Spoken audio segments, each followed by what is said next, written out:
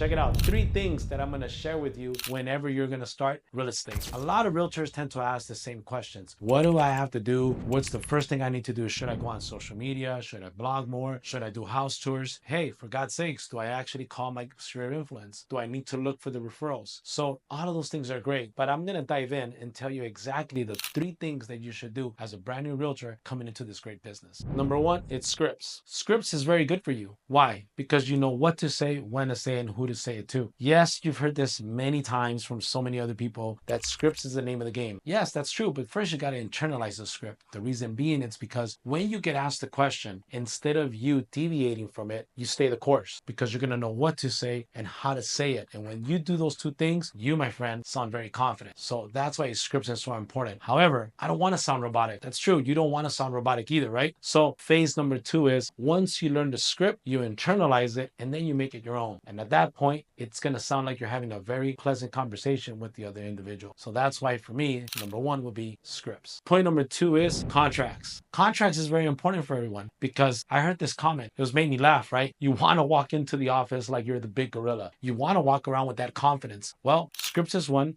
Number 2, it's the contracts. Because once you know how to explain the contract in and out, whether it be a residential purchase agreement, whether it's the listing agreement, whether it's a counteroffer, whether it's something as small as an addendum, you want to explain this to the consumer, what it entails. What rights do they have? What does it mean when you're writing up that offer? And you want to know the fine print. So that's why contracts is so important. It's going to give you that confidence. And let me tell you, people love dealing with people that are confident. Point number 3, it's the schedule. Schedule is very important, everyone. You got to treat this as a job. Respect the schedule. If your schedule is to be coming in from 1 to 4, then be here at 1 o'clock. If you're going to be coming in as a full-time agent, if you're going to be coming in at 8 o'clock in the morning, there's an old saying, right? Be the first one in, last one out. You want to master that schedule. In that schedule, it should be containing of a lot of things. Number 1, like I said, you should do your role playing. Role playing goes with scripts. Number 2, take some time in that schedule and learn your contracts. And lastly, you want to do that prospecting. Many people call it prospering. That's right, because they don't want to use the word prospecting. However, you still got to dial those numbers. Whether you're cold calling, whether you're door knocking, whether you're actually doing very well on social media like I am now. But you got to make sure you talk to new people every single day. Statistics are they're saying that for every 100 person to 110th person, you're going to get someone that might say yes to you. So work on that schedule. That schedule needs to be, once again, dealing with what? Some role playing, learning your contracts, and most importantly, you got to be doing some prospecting. Effective schedule will get you to run this business the way you want it to be. So let's recap. 3 things that I talked about. Number 1, it's scripts. Learn the scripts. Number 2, learn your contracts. And lastly, point number 3 is respect the schedule. Effective schedule with the contracts, with the script, that's going to get you a great business in real estate.